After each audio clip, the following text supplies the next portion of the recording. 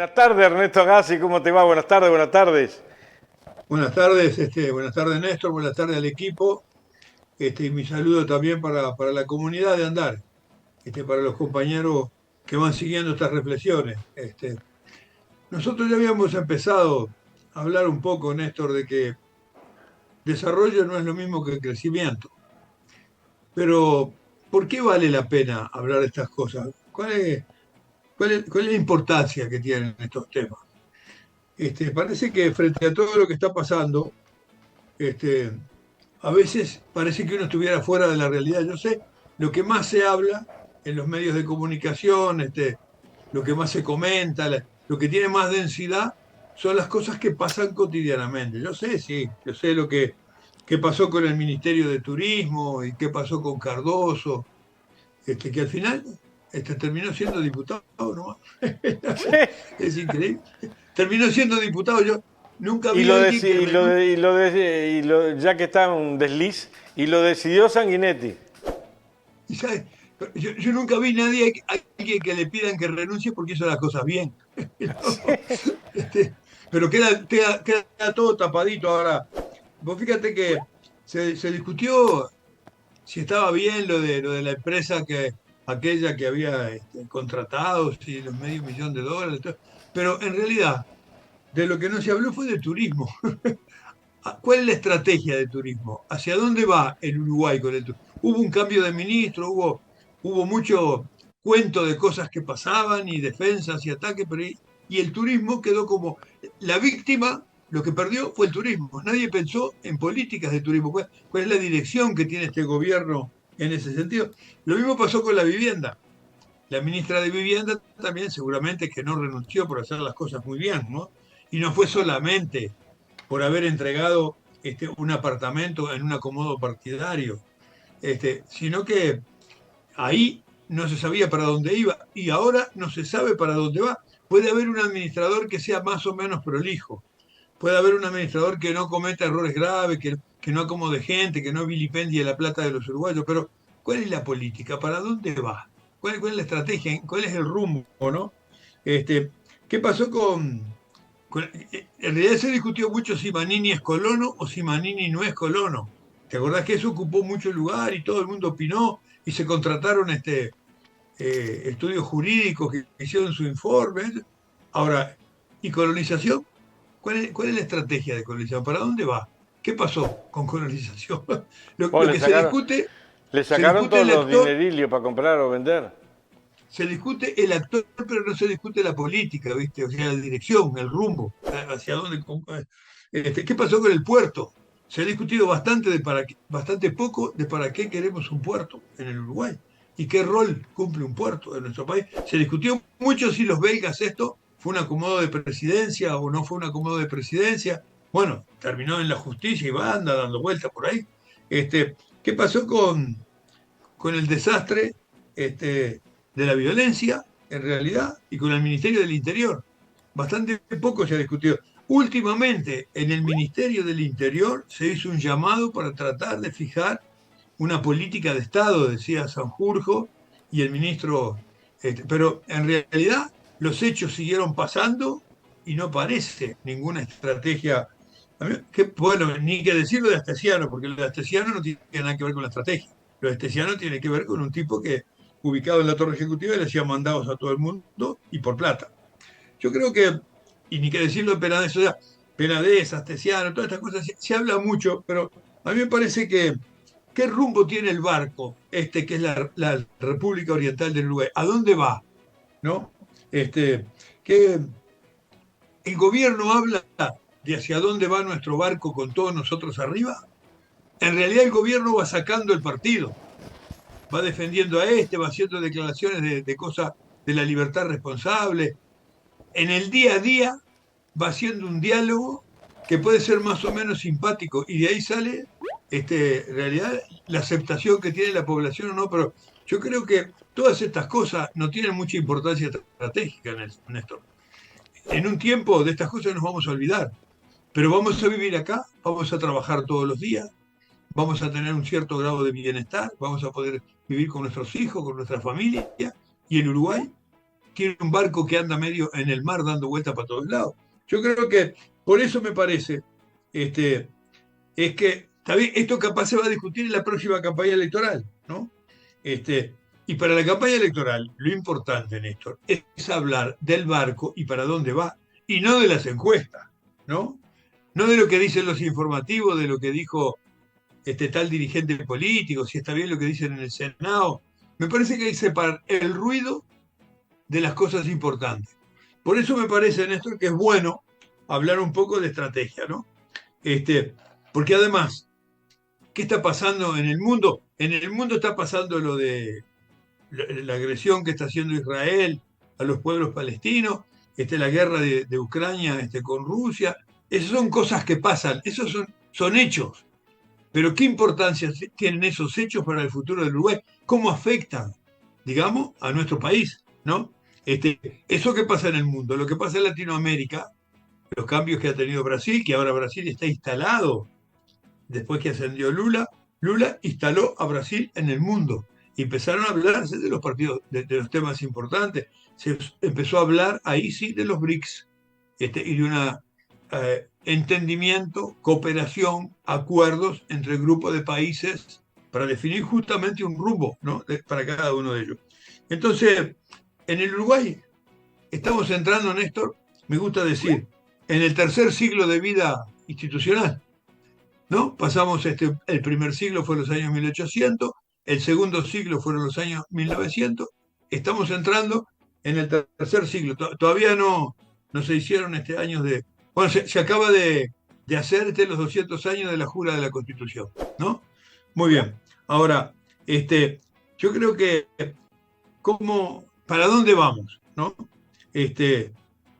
Creo que 3 siglos es bastante poco, ¿no?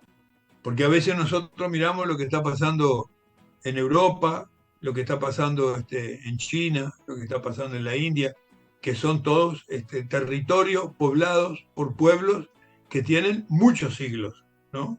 Ni que ha de ser China, que tiene 6.000 años, o la India, ¿no?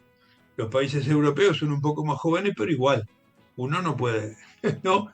Lo que es Francia, lo que es Italia, lo que es España, que fueron poblados por sus poblaciones originales antes de Cristo o en la época de Cristo. Nosotros tenemos 3 siglos nada más, es bastante poco, pero aunque sea poco tiempo, es así como llegamos al mundo y ahí tenemos que encontrar nosotros, ver para dónde queremos ir. Yo creo que ¿cómo se analiza esto? Esto se analiza en base, no es un asunto de voluntad. Yo quisiera que pase tal cosa. No se puede decir así. Vos quisieras que se desarrolle el sector agropecuario, vos quisieras que se desarrollen los servicios turísticos, sí, pero cualquiera de las cosas que uno quisiera tiene que ver si es posible, tal como están las cosas. Nosotros somos un país que estamos abiertos a los mercados, quiere decir que muchas de las cosas que nosotros producimos van a ser compradas por compradores que están en otro lado. ¿Qué es lo que están comprando los compradores que están en otro lado? ¿Cuáles son las posibilidades que tenemos nosotros de orientar el trabajo de los uruguayos hacia aquello que tiene un lugar en el mundo? Así que para esto me parece que, y esto se puede hacer, se puede pensar, ¿no? Primero precisamos tener un crecimiento como país, porque si tenemos un crecimiento es como vamos a poder tener los recursos para orientar la capacitación de nuestra gente, los estudios. Si tenemos recursos es que podremos hacer las inversiones, podremos hacer las instituciones que hacen falta, ¿no? En el Uruguay del siglo XX se pudieron hacer las instituciones, se pudo hacer la ANCAP, se pudo hacer la OCE, se pudo hacer la UTE. En aquellos años hacía falta la energía eléctrica para el Uruguay, hacía falta el agua potable y el saneamiento, hacía falta tener los carburantes. Entonces se crearon las instituciones para eso a principios del segundo ciclo del Uruguay, ¿no? Ahora, ¿cuál es la situación actual? ¿No?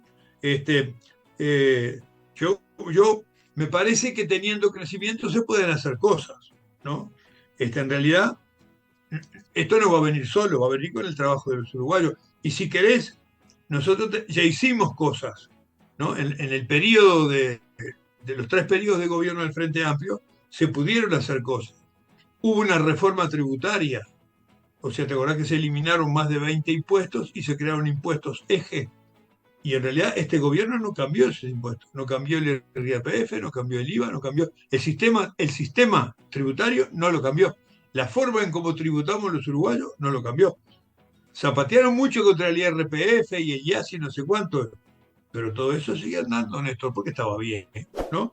El sistema de salud no se cambió.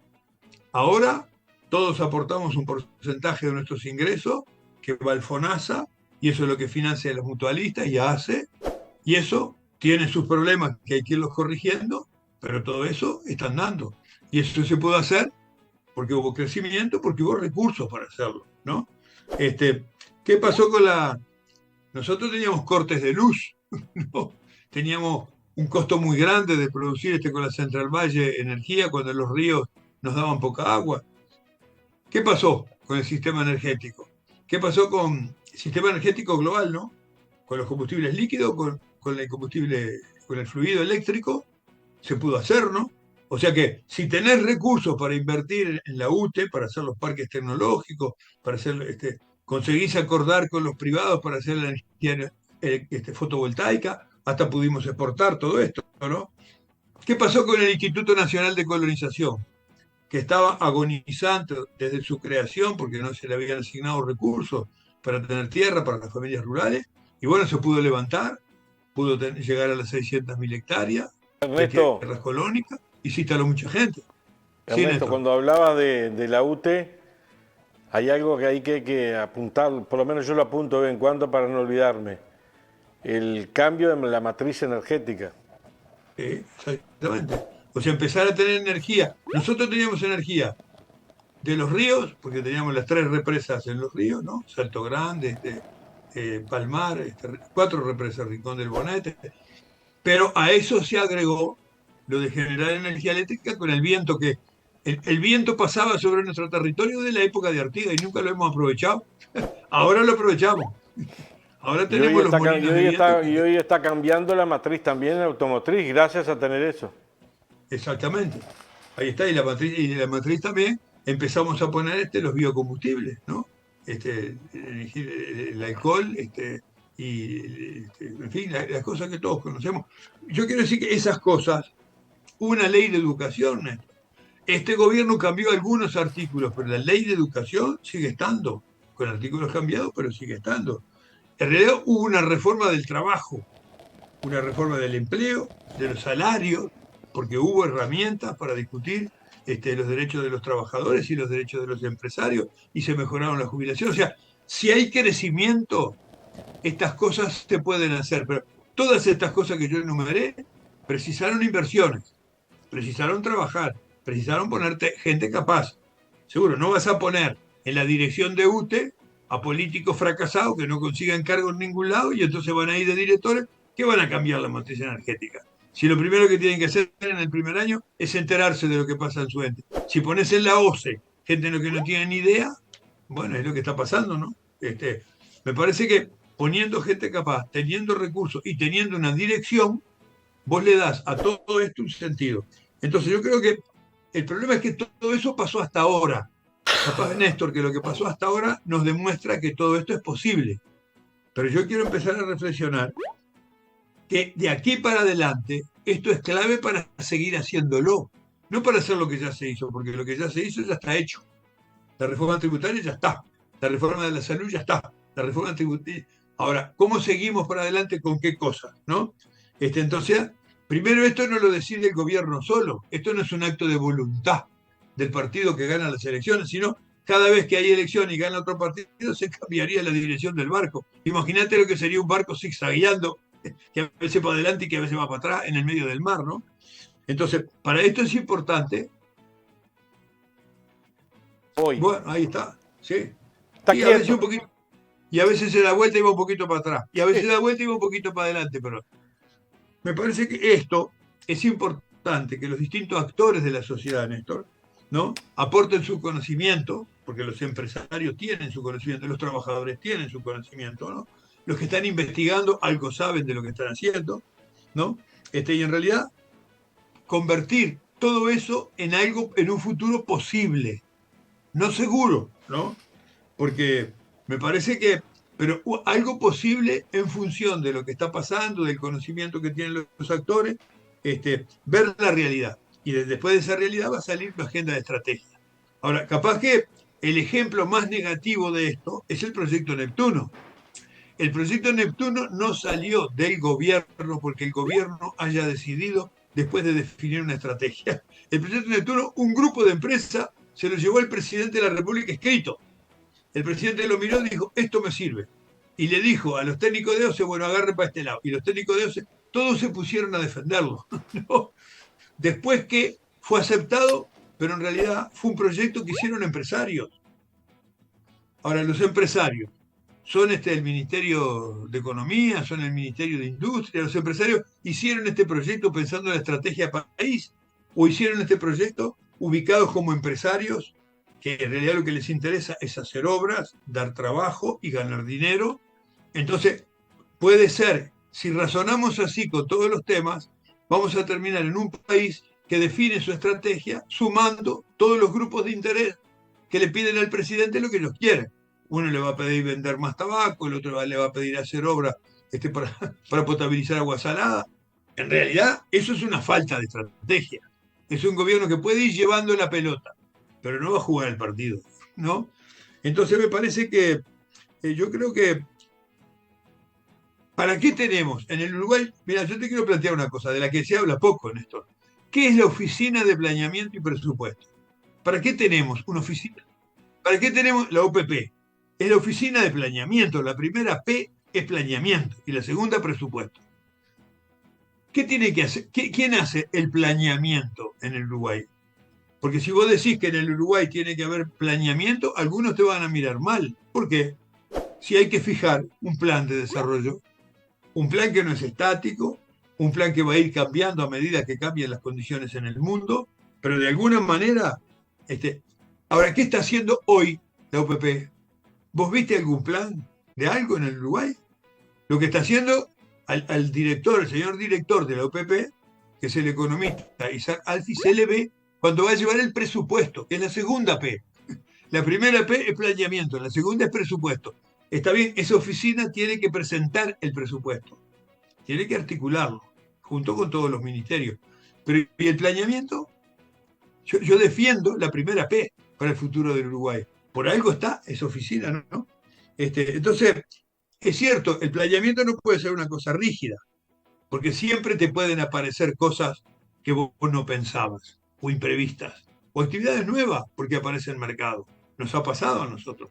Yo estaba mirando el ejercicio que se hizo de planeamiento en los gobiernos del Frente Amplio, en la estrategia para el tercer milenio que se hizo en el 2010, y yo miraba ahí las distintas actividades en aquel momento, ¿no? Cuánto aportaban, en realidad la carne, cuánto aportaba los granos, cuánto aportaba la celulosa, cuánto aportaba los servicios. Seguro, eso hoy cambió, porque aparecieron cosas nuevas que antes no estaban, ¿no? Siempre te puede pasar eso, porque hay mercados que lo demandan y tenemos un aparato, ¿no? Hoy hemos exportado más de celulosa que de carne. Hace unos años, si decía eso, te decían que estabas loco. Hemos exportado muchísimo de software. El Uruguay ha exportado mucho de otro servicio importante que es el turismo. En realidad, los turistas que llegaron al país por año fueron más que los uruguayos que vivimos en el país.